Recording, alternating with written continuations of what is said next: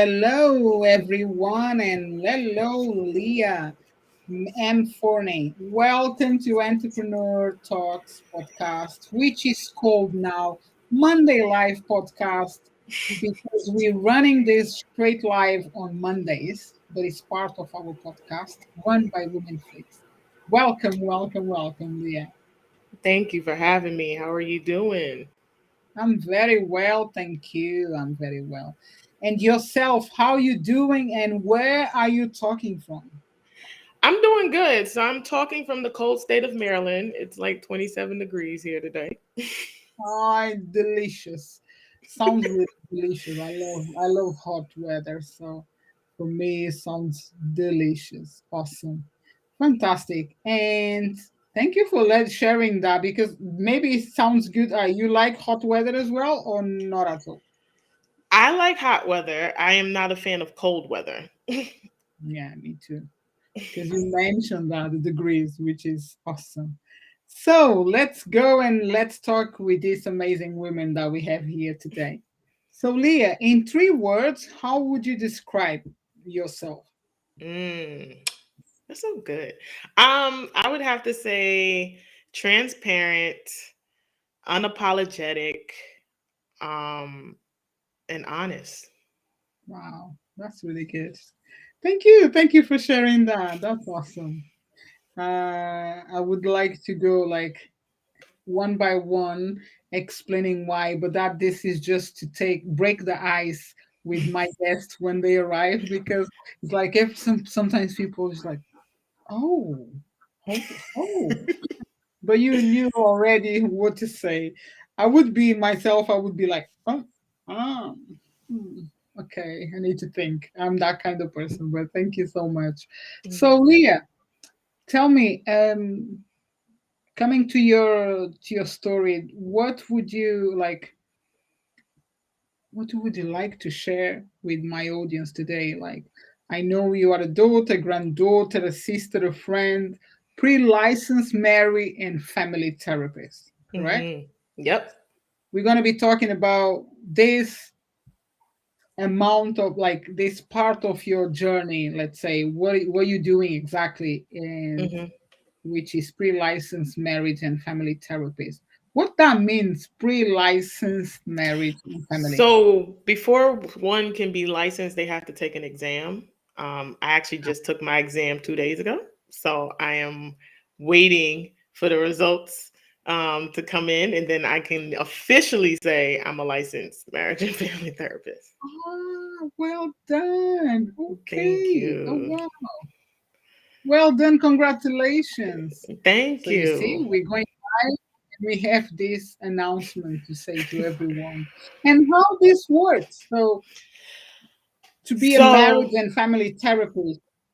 yeah, so I went to school. I got my master's degree in marriage and family therapy. It's another form of counseling. So most people, when they think of counseling or therapy, they think of like a social worker or a mental health counselor. Right. We're right there. We just focus on marriage and family. And really, the reason why we do that is we take a systematic approach. So, for instance, we will see pretty much any type of client, right? So if I'm dealing with an individual client who may be battling with addiction, for instance, right? I'm not only going to look at it from an individual scope, I'm going to look at it from a family scope because I want to know where Mhm. has addiction showed up in the family before, right? Right. And so that's really what a marriage and family therapist does. They work with couples, they work with families, they work with individuals, but they look at it from a family generational spectrum versus just an individual spectrum. We want to know where has this shown up before, right? If it's domestic violence, where in the family has abuse shown up before, right? And then how do we begin to tackle it from a family system approach versus just the individual? So that's pretty Right. much what separates us from social workers and mental health counselors. Mm. Because this is a very good point. Because in my opinion, I always believe, and I'm a mindset coach, not just mindset, but I work with marketing and mindset, so includes the marketing. But I do believe that everything that happens in our lives and everything is connected with something from the past. Hmm. So maybe family, sometimes places where you went or people that you deal with, and you learn and you take the either good or bad vibes and you bring with you throughout your journey. And this is very important because this kind of approach, it will help not just the individual but his family.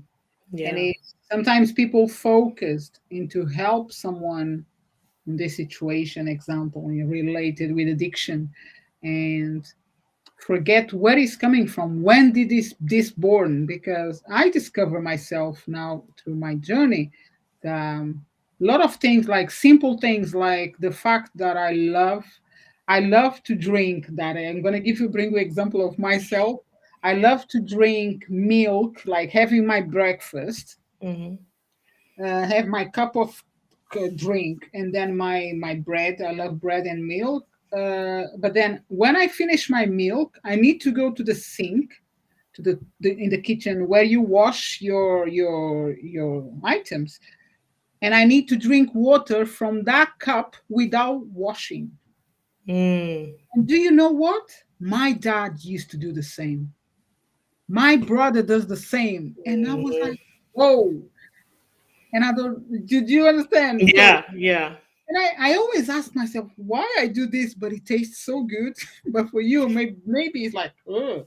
But for me, there is no way I end my milk and I don't do this. yeah. And it comes from my dad. So Hmm. powerful. I love the fact when I discovered, I felt like honored, like it's something that I'm bringing from my past, and it's so much more things, like you said, addiction or any attitudes that we bring, like some things that we don't understand why we do it, and Yeah. it's so powerful. And it's so. Thank you for explaining, and I'm You're sharing welcome. this as well. But and when it comes to marriage and family, there we go. You give two names, marriage and Hmm. family, because marriage is just really a marriage, right? And then Hmm. family comes with a marriage, or sometimes doesn't come with marriage, just come in as a family. Some Hmm. people know, and it must be hard, right, to get this like as an individual. Do you work with families and you work with individuals as well?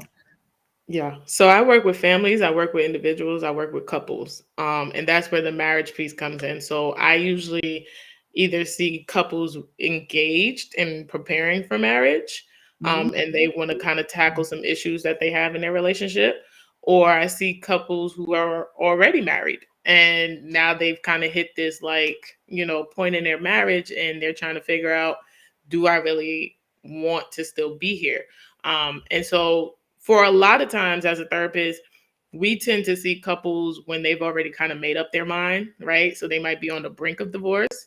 One of the Mhm. things that I highly recommend is be proactive in your relationships, right? Like it's okay to go to couples therapy even when there's nothing wrong, right? Look at it as a place to really check in with your partner, right? Because sometimes what happens is we stop communicating, we're not really checking in, we're not scheduling date night, we're not doing all these things, and then the simplest thing is like the reason why you want a divorce, right? Like he left the toilet seat That's up. right.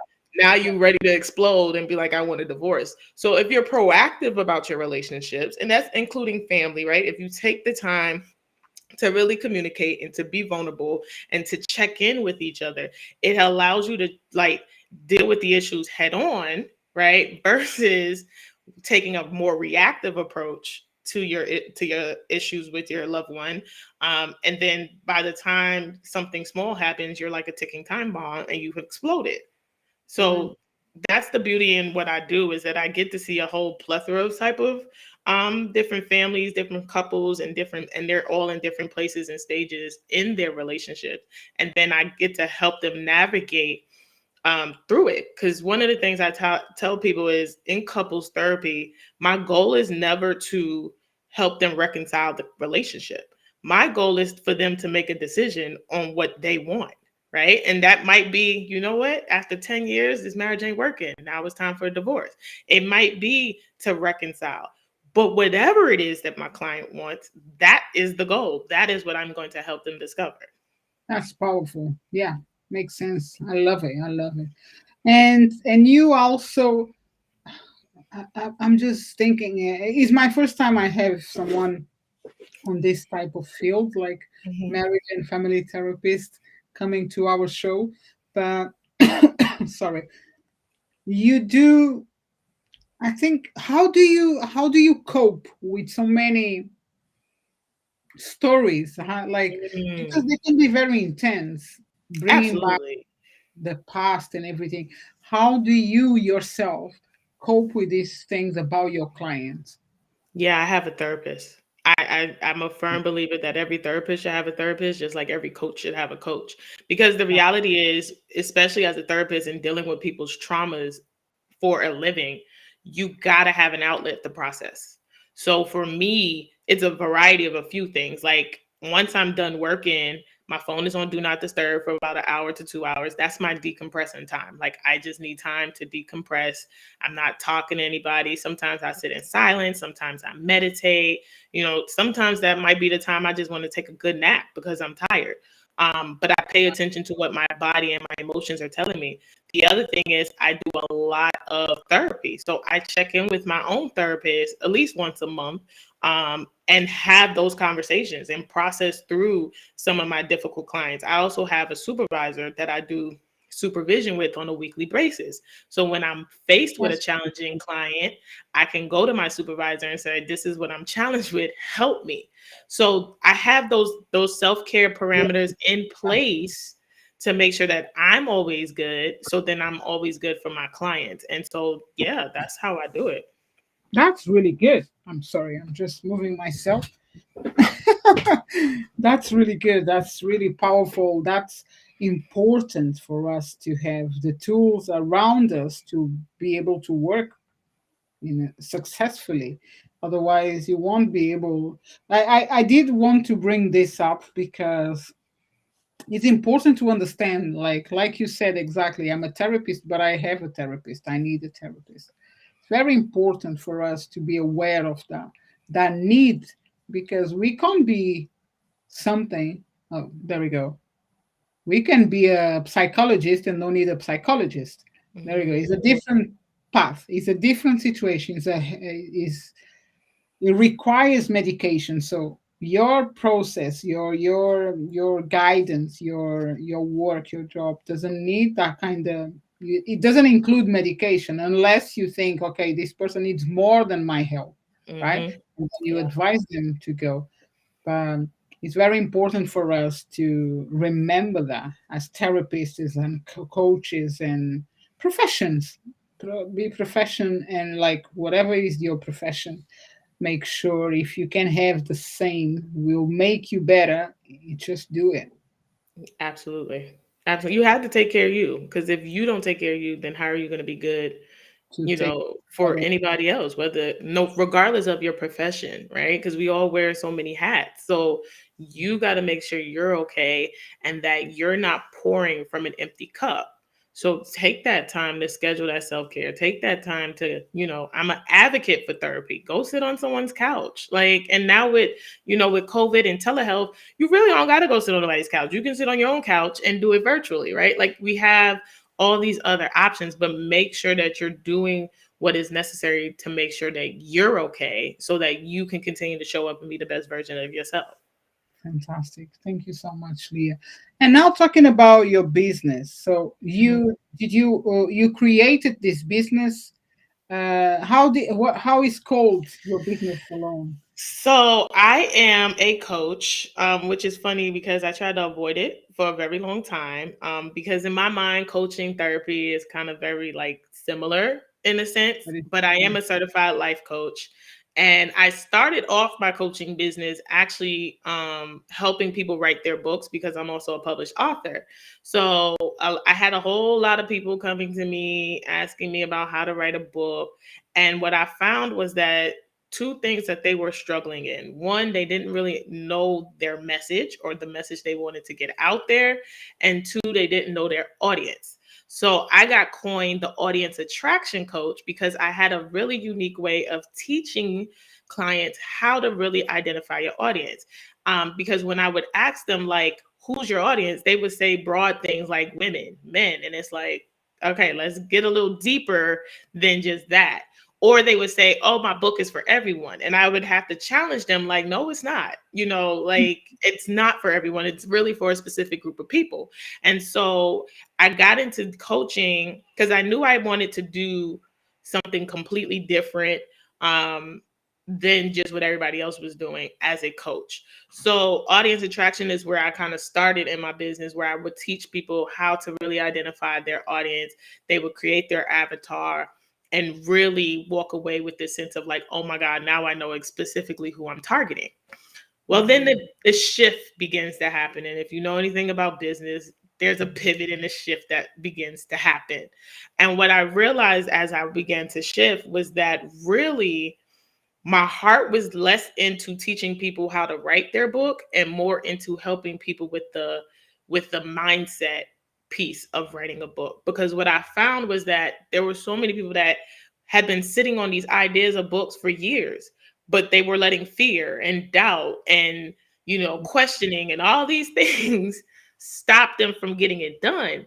And so when I really started to look over the clients that I was working with, the biggest things that stood out was they were looking to figure out their purpose. They were looking to really understand who they were, who God was calling them to be. But then they were also struggling with shifting from a fixed mindset to a growth mindset. And so now I have shifted and I focus more on helping people really identify their purpose, um, by really pulling back those layers and getting to the foundation of who they are, right? And that really starts with honestly really telling that ugly story that people don't want to tell, right? Like, because the foundation of who you are starts with childhood. And for many of us, our childhood is not a pretty one, right? It's nasty and ugly and it comes with a lot of trauma and all of that. And so people have tried to avoid that part of their story That's because so it's true. too painful, but you can't avoid that part of that story because that's a part of who you are. And so now I work with clients, mainly women, helping them to be okay with that part of their story and understand that the pain that they've experienced has purpose.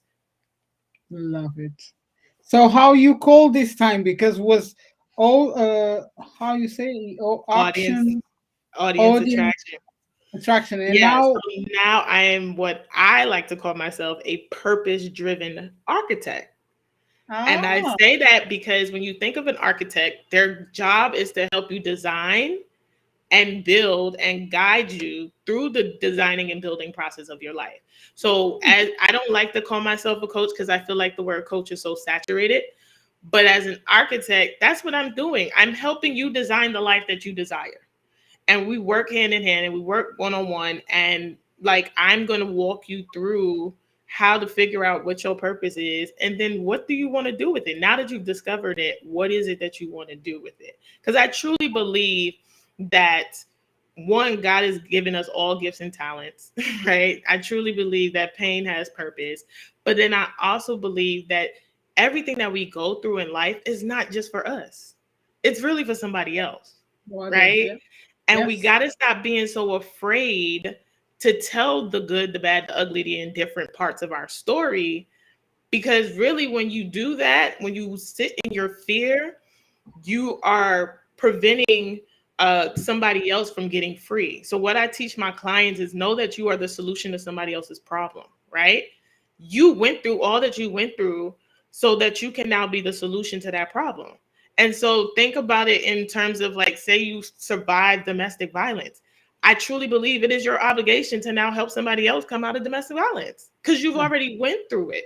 You know what that was like and yeah. you've survived it. So now it's your job to go back and help somebody else. And so that's why I've switched out of teaching audience attraction and really helping women discover their purpose. Fantastic. Love it. Love it. Always in on the rhythm, but different step. Like like you mentioned, you shift when you are in business there definitely because I started as well with the law of attraction and then goals and mindset. And now you just gave me idea because I've been willing to actually I'm changing my this thing about Coach is Mhm. saturated really, and I'm on the situation on the level like I'm changing my name. I need to change to something that I really do, but not including coach. Hmm. Yeah. And you just said something like the architect. I'm like, okay, I like it. I really like it. I'm not Yeah. I'm not saying that I'm gonna use architect, but it's just not bringing this coach thing that is saturated, because everyone, we are a lot of coaches and a Mhm. space for more. Don't get me wrong, anyone, a space for more coaching. I love coaching and I believe everyone that does coach loves coach. But yeah, that's good. Good idea to use something, a different name to engage with your client, your specific client. That's really really good, powerful. Yeah. So you work with women now more Mhm. than men. Mhm.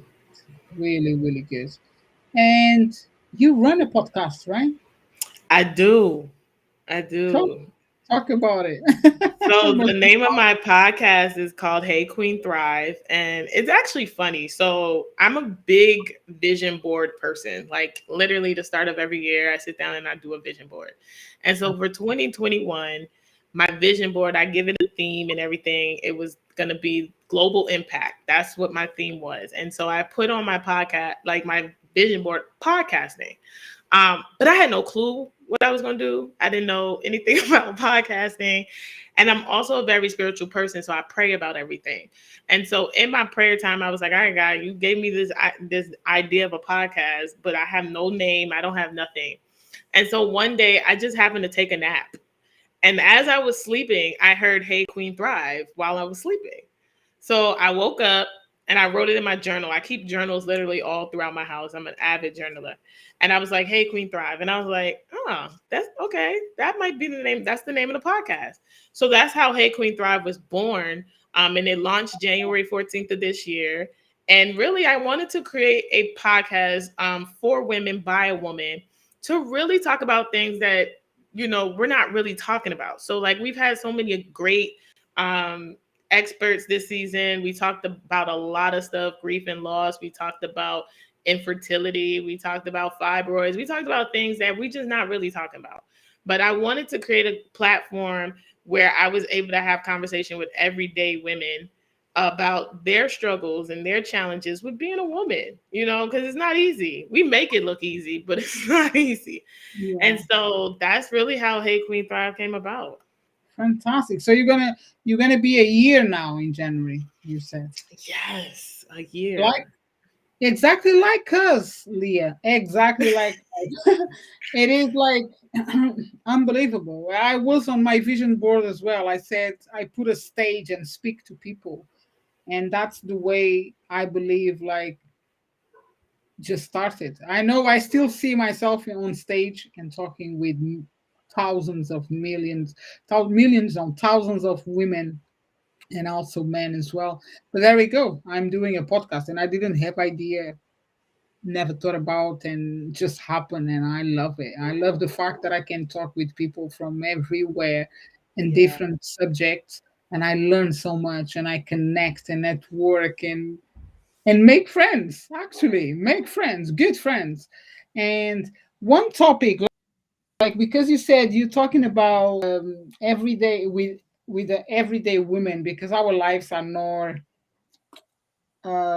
easy, and we know Mhm, we maybe sounds easy, but have you had the Christian, because I heard that you believe in God, you are mhm. spiritual, or you Christian, or you believe, but did you had already any podcast based on that?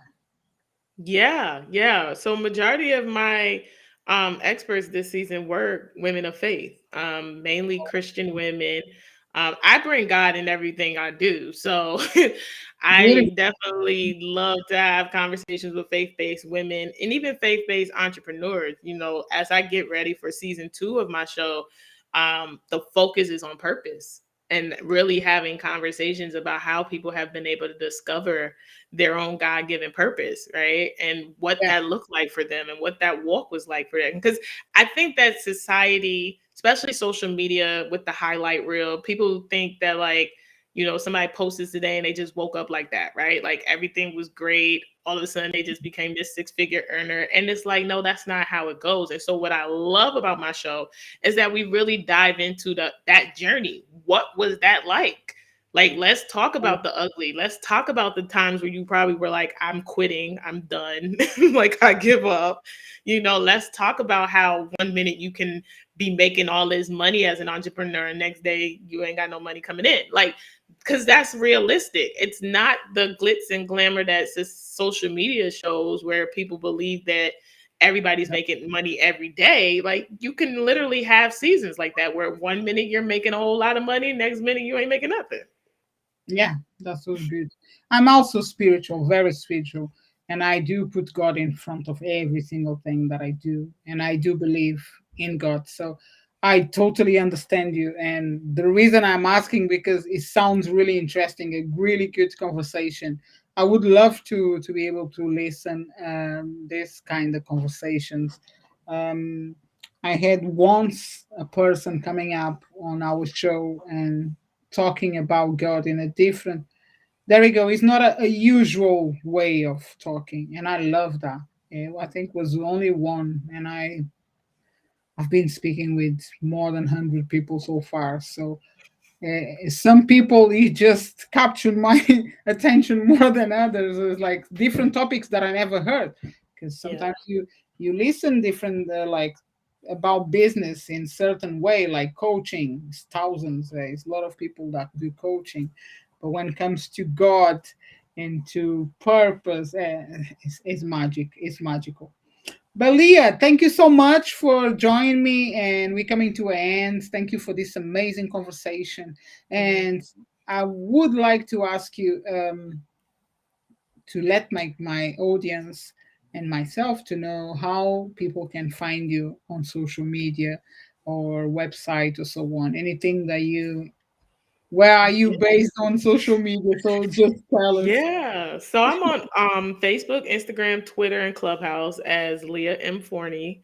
If you on LinkedIn, I'm on there as Leah Forney. But you can always just shoot me a message through my website, which is www.leahmforney.com. Fantastic. All this information will be available on the description of this session for this either on any platform. So you can reach Leah on website or Twitter, LinkedIn, Instagram, Facebook.